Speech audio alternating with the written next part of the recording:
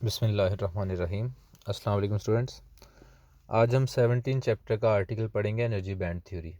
ठीक है, लास्ट में अगर आपको याद हो तो हमने पढ़ा था इलेक्ट्रिकल प्रॉपर्टीज़ ऑफ सॉलिड्स। ये मैंने एक आर्टिकल पढ़ाया था कि कंडक्टर की कंडक्टिविटी कितनी होती है, सेमी कंडक्टर की कितनी और इंसुलेटर की कितनी। उस आर्टिकल के लास्ट पे हमने एक बात पढ़ी थी कि जनाब जो the conventional free electron theory जो है, ये फर्स्ट पैराग्राफ की आखिरी 3 लाइनें देखें। The conventional free electron theory based on Bohr's model of hydrogen electron distribution in an atom failed to explain completely the vast diversity in the electrical behavior of these three types of material। कौन से 3 types? Conductor, insulator और semiconductor. तो कौन सी theory कामयाब है? इस page का सेकंड पैराग्राफ देखें एनर्जी बैंड थ्योरी की हेडिंग से ऊपर कि on the other hand energy band theory based on wave mechanical model has been found successful in resolving the problem. वो कैसे प्रॉब्लम रिजॉल्व करती है और एनर्जी बैंड थ्योरी क्या है, ये पढ़ते हैं। अच्छा जी, उसके बाद आप एनर्जी बैंड थ्योरी देखें। पहले तो पैराग्राफ समझने वाला, रीडिंग करने वाला देखिएगा। कहते हैं electrons of an isolated atom are bound to the nucleus, ये सबको पता है, and can only have distinct energy levels. ये शायद आपने केमिस्ट्री में पढ़ा हो कि हर एटम के ना ख़ास डिस्टिंक्ट एनर्जी लेवल्स होते हैं, डिस्क्रीट एनर्जी स्टेट्स कहते हैं। ये इलेक्ट्रॉन ख़ास जगहों पे पाए जा सकते हैं। जैसे कि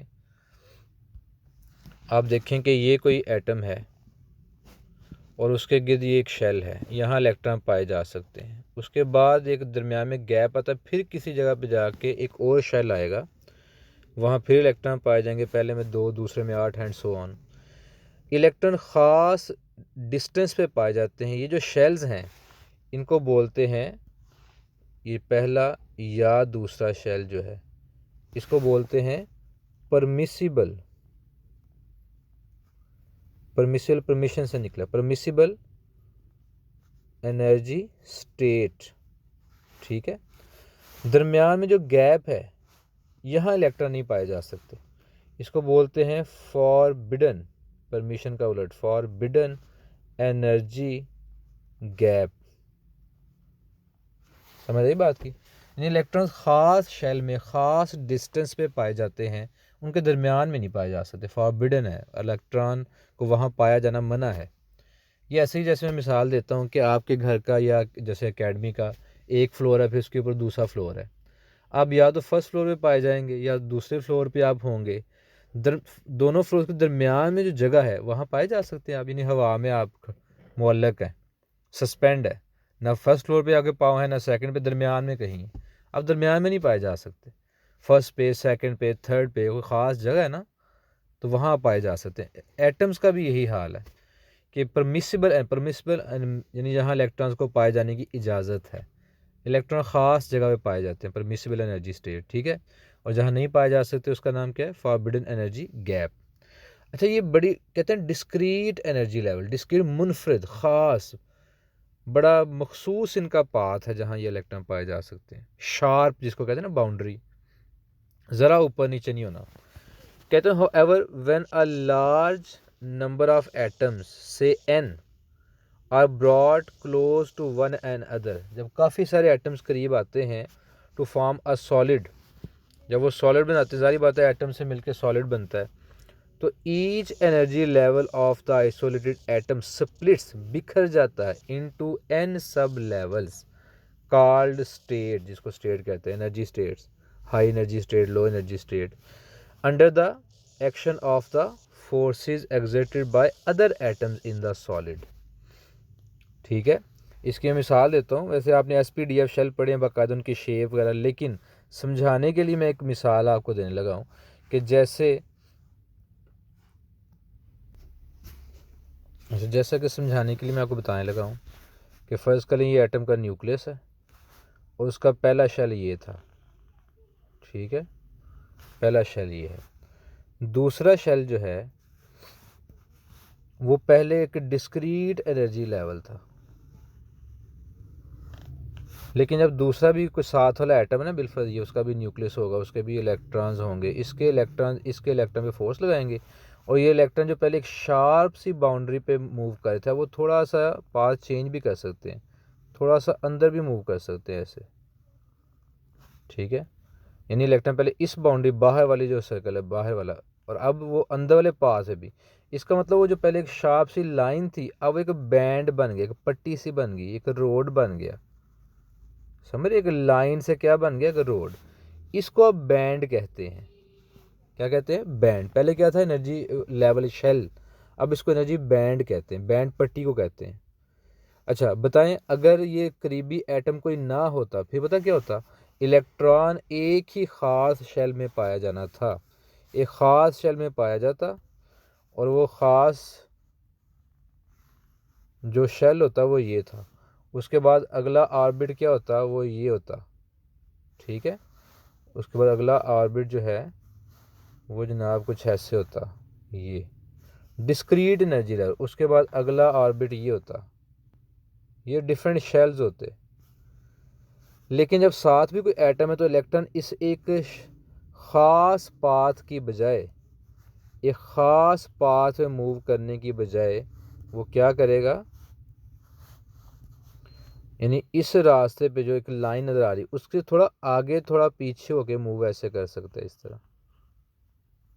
यानी अब उसका एक शार्प लाइन नहीं बल्कि एक रोड बन गया, थोड़ा अंदर थोड़ा बाहर, थोड़ा ऊपर थोड़ा नीचे उस लाइन की हो सकता है। ये जो एक रोड सा बन जाएगा, इसको एनर्जी बैंड कहते हैं।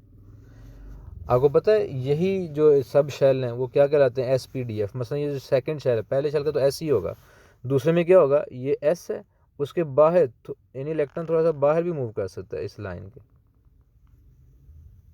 इस लाइन को हम क्या बोलेंगे? ये पता क्या हो जाता है? P सब शेल। उसके बाद तीसरे शेल में जाए तो क्या होगा? SPD। तो एक ये जो ब्लू लाइन है ये मैं 1 का कह रहा हूँ, दूसरी ये रेड लाइन 2, ये दो लाइंस बन गई, इनके दरमियान में पट्टी जो होगी उसको क्या बोलेंगे? Energy band. समझ आई कि एनर्जी बैंड क्या होता है? एक पट्टी, यानी अब इलेक्ट्रॉन एक शार्प लाइन पे नहीं, एक रोड पे मूव। आप देखें जैसे रेल की ट्रेन है, पटड़ी है, पटड़ी पे पता है आप चलने एक लाइन है, आप ज़रा उस पटड़ी पे आगे पीछे होंगे तो गिर जाएंगे। वो एक सीधी लाइन में जाना पड़ेगा, शार्प लाइन। यही अगर आपको एक रोड मिल जाए, सड़क मिल जाए, तो आप उस पर थोड़ा सा दाएं बाएं ऊपर नीचे हो सकते हैं। वही फ़र्क है एनर्जी लेवल में और एनर्जी बैंड्स में। तो ये एनर्जी बैंड्स कब बनते हैं? जब काफ़ी सारे एटम्स करीब आएँ तो एक दूसरे पे फोर्स लगाते हैं इलेक्ट्रॉन्स जो हैं, और इलेक्ट्रॉन थोड़ा बहुत अपने असल रास्ते से अंदर बाहर हो जाता है और एक पट्टी सी बन जाती है। तो बुक में देखते हैं क्या लिखा है। अच्छा जी, बुक में कहते हैं these permissible energy states are discrete, मुनफरिद, ख़ास रास्ते हैं, but so closely spaced that they appear to form a continuous energy band. जैसे बताया ये न्यूक्लियस है, ये शेल है, उसके बाहर एक और पाथ बन जाएगा, जैसे S और P हैं, ये दोनों बड़े करीब होंगे, अलग अलग होंगे, फासला होगा लेकिन इंतहाई करीब होंगे। तो क्या इसको हम कह सकते हैं कि बैंड सा एक पट्टी सी बन गई है, ठीक है। ये एनर्जी बैंड कहलाता है। In between two consecutive permissible energy band, दो एनर्जी बैंड्स के दरमियान क्या होगा? मैंने पहले बताया, एक वो अंदर वाला बैंड और एक ये बाहर वाला, ये भी बैंड पट्टी सी बना लें चौड़ी सी। इन या तो पहले बैंड में इलेक्ट्रॉन पाया जा सकता है या दूसरे बैंड में। इनके दरमियान जो खाली जगह है ये, ठीक है, इनके दरमियान जो खाली जगह वहाँ इलेक्ट्रॉन नहीं पाया जा सकता। उसका नाम हमने क्या रखा था भला, जहाँ इलेक्ट्रॉन नहीं पाया जा सकता? ये वाला, इसको क्या बोला था? Forbidden energy gap. यहाँ इलेक्ट्रॉन नहीं पाया जा सकता। अच्छा, वो कहता है there is a range of energy state which can not be occupied by electron. दरमियान में कुछ रेंज है, मतलब ये वाली, जहाँ इलेक्ट्रॉन नहीं हो सकते।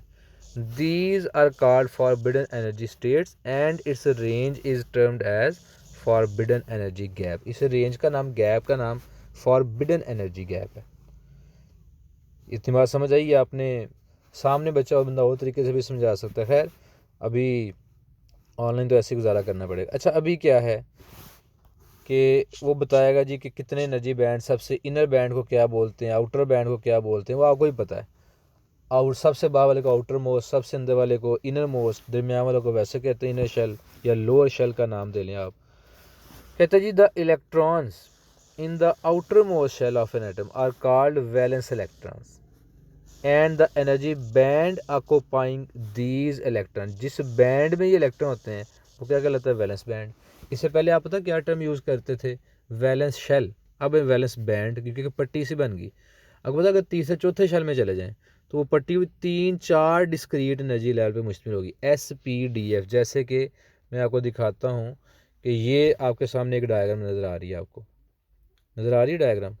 इसमें देखें सबसे नीचे S शेल है, मैं बल्कि आपको इधर दिखाता हूँ। सबसे नीचे S शेल है ये पहला, उसके बाद S और P ये दो सब शेल हैं, इनकी पट्टी एक बन जाएगी, इसको बैंड बोलेंगे, समझ रहे हैं। उसके बाद तीसरे शेल में क्या है, S, ये वाला S, P और D, ठीक है, इनकी भी एक पट्टी बन जाएगी ऐसे, ये बैंड बन गया, 3 लाइंस ने मिलकर एक पट्टी बना ली, बैंड। चलें वापस आते हैं। अच्छा जी, अब क्या था, कहते हैं it is obviously the highest occupied band, कौन, वैलेंस बैंड। कहते हैं वैलेंस बैंड, उसमें आउटर शेल के जिसको आप कहते थे उसमें इलेक्ट्रॉन्स होते हैं और इसके बाहर कोई इलेक्ट्रॉन नहीं पाया जाता है एटम। इसके बाहर अगर चला गया ना आउटर शेल, आउटर बैंड जिसको आपने वैलेंस बैंड कहा है, तो वो इलेक्ट्रॉन फ्री इलेक्ट्रॉन कहलाता है, वो किसी बैंड का किसी शेल का हिस्सा नहीं है। अच्छा बताएं, वैलेंस बैंड या वैलेंस शेल कम्प्लीटली फिल्ड होता है, पार्शली फिल्ड होता है या एम्प्टी होता है, इन 3 ऑप्शन में से बताएं कौन सी ऑप्शन। ये या तो कम्प्लीटली फिल्ड होगा नोबल गैसेज, या पार्शली फिल्ड होगा नोबल गैसेज के अलावा जितने भी और एलिमेंट्स हैं जिनमें 8 से कम या 2 से कम इलेक्ट्रॉन। ये कभी एम्प्टी नहीं हो सकता, अगर कभी एम्प्टी हो जाएगा तो वो वैलेंस शेल नहीं कहलाएगा, ये भी याद रखना आपने। जैसे कि देखें अगर सोडियम है, पता है जब सोडियम क्लोराइड बनता है तो ये क्लोरीन को एक इलेक्ट्रॉन देता है सोडियम। सोडियम के पहले शेल में इलेक्ट्रॉन्स कितने होते हैं, पहले शेल में 2 इलेक्ट्रॉन, दूसरे शेल में 8 इलेक्ट्रॉन्स और तीसरे शेल में 1 इलेक्ट्रॉन। जब ये 1 इलेक्ट्रॉन दे देता है तो अब इस शेल को वैलेंस शेल कहना ही चाहिए कि वो खाली हो गया, ठीक है। तो वैलेंस शेल अब इसका पता कौन सा होगा, दूसरा। जब तक इसने इलेक्ट्रॉन नहीं लूज़ किया था 3 शेल थे, 3 शेल में इलेक्ट्रॉन पाए जा रहे थे, अब 2 शेल में इलेक्ट्रॉन और दूसरा शेल वैलेंस शेल कहलाएगा या वैलेंस बैंड कहलाएगा।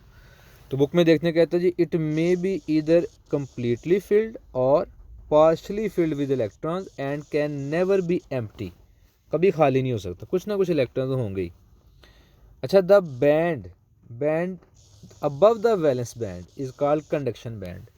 अब ये कौन सा बैंड मुतारफ़ करवा दिया आपको पता है, वैलेंस बैंड आखिरी शेल, सबसे ऊपर वाला शेल, इससे अगर इलेक्ट्रॉन निकल गया तो वो जहाँ जाता है उस जगह का नाम उन्होंने क्या रख दिया है, कंडक्शन बैंड। क्यों नाम रखा है कंडक्शन बैंड, कंडक्शन बैंड क्यों कहते हैं, क्योंकि जो भी इलेक्ट्रॉन वैलेंस बैंड को छोड़ के चला जाता है वो फ्री हो जाता है। और आपको पता है कंडक्टर्स में जो कंडक्शन का प्रोसेस है, करंट फ्लो करवाने का प्रोसेस, वो किस वजह से होता है बोला, फ्री इलेक्ट्रॉन्स की वजह से।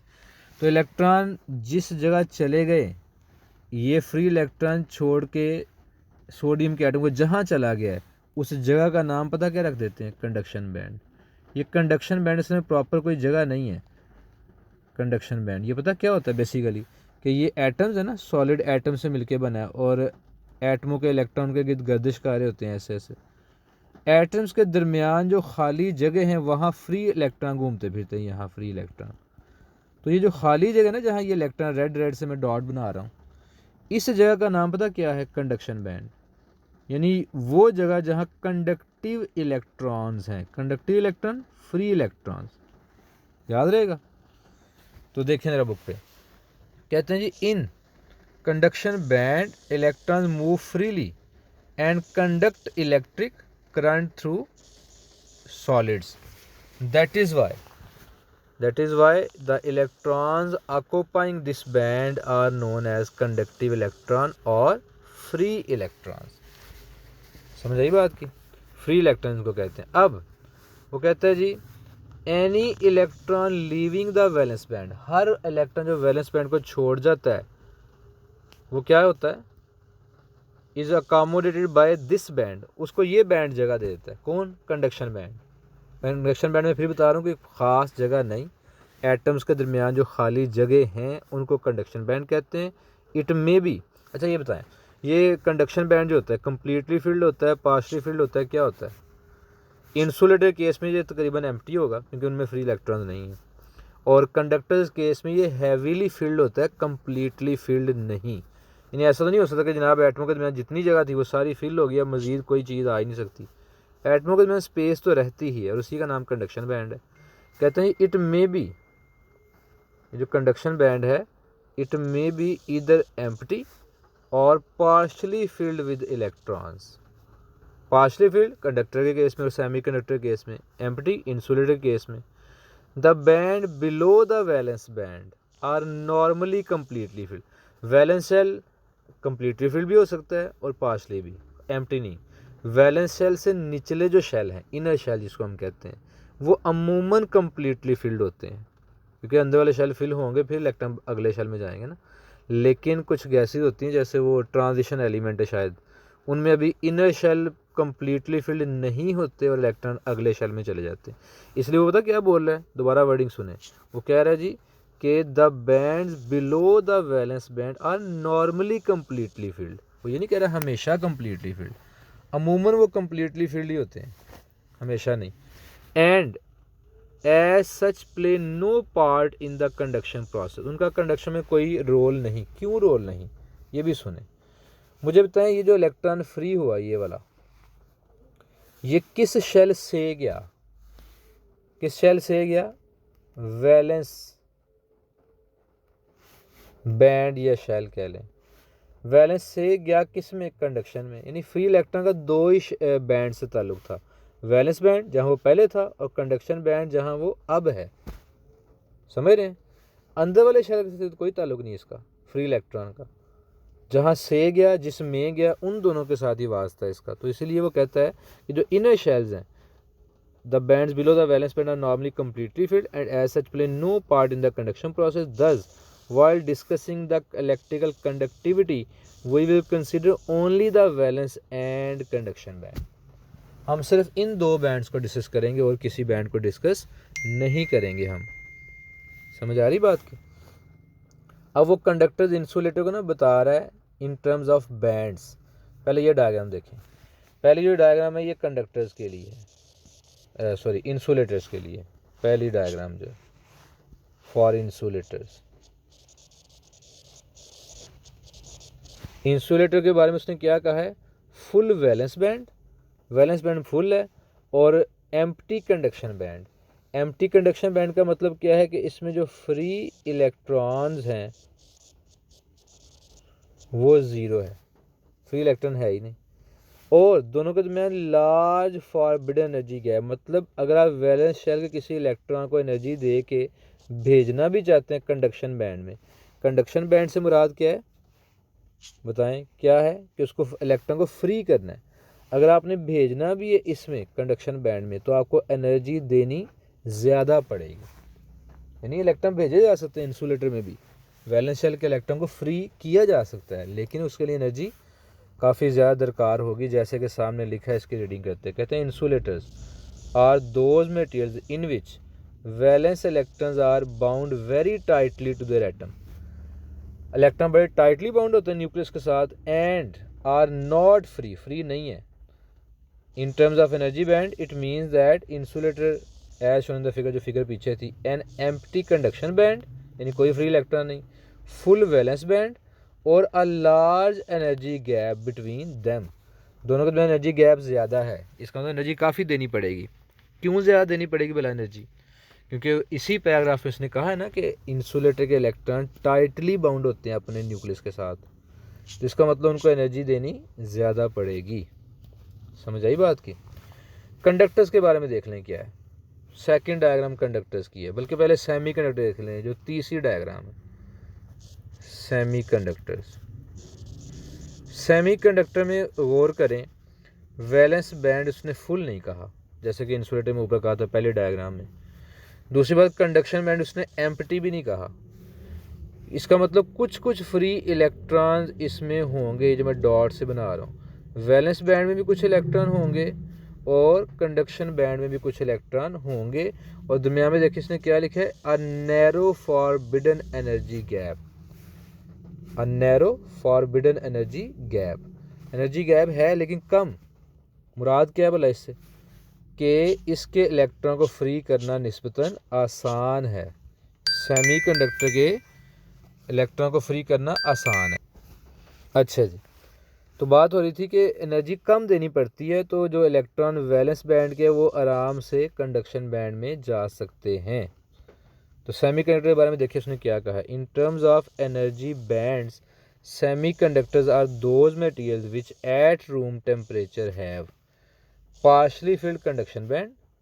कुछ कुछ कंडक्शन बैंड में भी इलेक्ट्रॉन है, यानी कि फ्री इलेक्ट्रॉन्स, ठीक है ना, free electron, partially filled valence band और a narrow forbidden energy gap.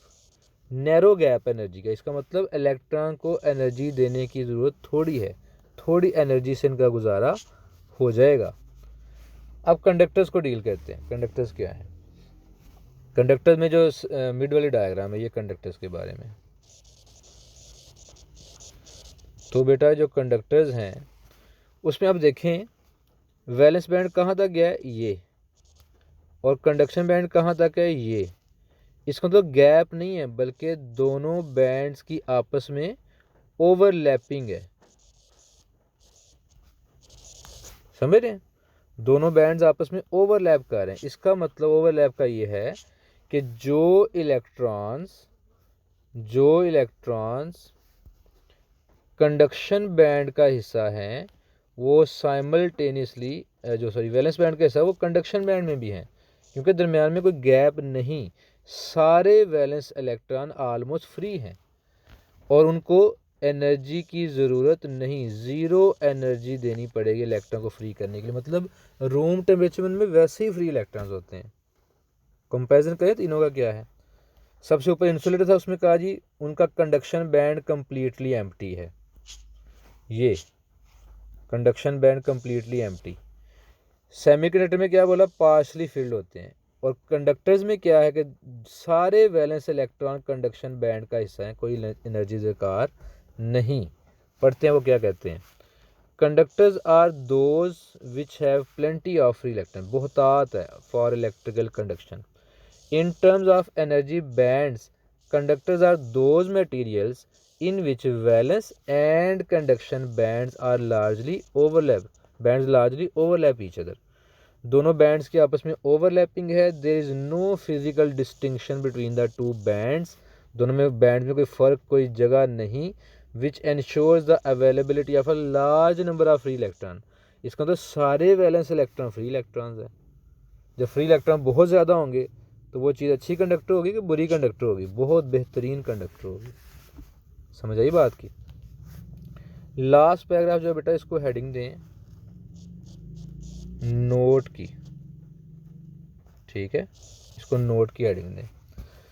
उसमें कहते हैं जी at 0 kelvin there are no electron in the conduction band. किसमें, सेमी कंडक्टर में। There valence band are completely filled. यहाँ कहना चाहिए था सेमी कंडक्टर, इस बुक में नहीं है, शायद नई बुक्स में या पुरानी बुक्स में कहीं हो। ये सेमी कंडक्टर की बात कर रहा है, ऊपर वैसे हेडिंग भी सेमी कंडक्टर की है। सेमीकंडक्टर में 0 केल्विन पे कोई इलेक्ट्रॉन नहीं होता। It means at 0 kelvin a piece of germanium और silicon is a perfect insulator. However, with increase in temperature, some electrons possess sufficient energy to jump across a small energy gap from valence to conduction band. Thus, at room temperature, silicon और germanium become a semiconductor। क्या कहा है, मैं ये आपको पहले भी एक जगह समझा चुका हूँ, दोबारा मैं समझाता हूँ, गौर कीजिएगा बेटा कि ये 0 केल्विन पे क्या होता है, सिलिकॉन क्यों इंसुलेटर होता है 0 केल्विन पे। ले जी at 0 kelvin silicon fourth group का एलिमेंट है, इसमें 4 इलेक्ट्रॉन्स हैं। अब ये अपने नेबरिंग सिलिकॉन एटम के साथ क्या करता है, कोवलेंट बॉन्ड बनाता है। एक इलेक्ट्रॉन इसने शेयर कर दिया एक दूसरे सिलिकॉन ने, इस तरह एक यहाँ से ऐसे, एक इसने एक दूसरे ने, एक इस सिलिकॉन ने एक दूसरे ने।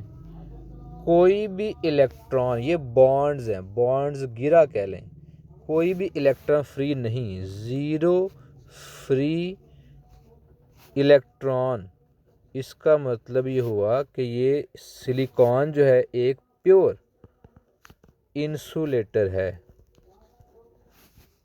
कहाँ पे? 0 केल्विन पे प्योर इंसुलेटर। लेकिन रूम टेम्परेचर पे जो कितना है, एट रूम टेम्परेचर, जो आप 25 डिग्री सेल्सियस लेते हैं या फिर 298 केल्विन, वहाँ पे क्या होता है, ये जो सिलिकॉन है इसने अपने नेबरिंग सिलिकॉन एटम्स के साथ जो कोवलेंट बॉन्डिंग की थी, एक इलेक्ट्रॉन एक सिलिकॉन ने दिया, दूसरा दूसरे सिलिकॉन ने। रूम टेम्परेचर मतलब 298 केल्विन टेम्परेचर की वजह से थर्मल एनर्जी लेके कोई इलेक्ट्रॉन बॉन्ड तोड़ के भाग जाता है और फ्री हो जाता है, पीछे होल बच जाता है। कल हम ये होल्स वगैरह डिस्कस करेंगे। और इसको हीट अप करें, एनर्जी दें, थर्मल एनर्जी, एक और इलेक्ट्रॉन बॉन्ड तोड़ के निकल जाएगा और पीछे एक और होल बच जाएगा, वैकेंसी ऑफ इलेक्ट्रॉन होल कहलाती। तो हम पता क्या बोलते हैं, इलेक्ट्रॉन होल पेयर वजूद में आ रहे हैं, इलेक्ट्रॉन होल पेयर बनते जा रहे हैं। इस तरह रूम टेम्परेचर पे सिलिकॉन सेमीकंडक्टर बन जाता है और 0 केल्विन पे ये क्या था, एक प्योर इंसुलेटर, क्योंकि कोई भी इलेक्ट्रॉन फ्री नहीं था। ठीक है जी, इस लेक्चर को सुनिए गौर से और इसके बाद मुझसे क्वेश्चन जो करना वो आप कीजिएगा। बहुत शुक्रिया बेटा, अल्लाह हाफिज़।